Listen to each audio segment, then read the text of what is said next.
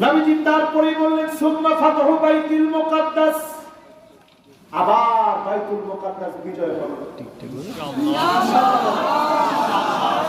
বাইতুল মুকাদ্দাস তিনবার বিজয় হবে। একবার বিজয় অলরেডি হয়ে গেছে ওমর ফারুক রাদিয়াল্লাহু তাআলা আনহু জামানায়, বলেন আল্লাহু আকবার।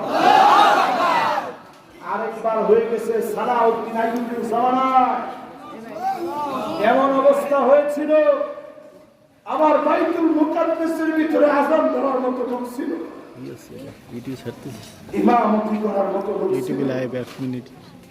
এত পরিমাণ মুসলমানদেরকে জবাই করে হত্যা করা হয়েছে।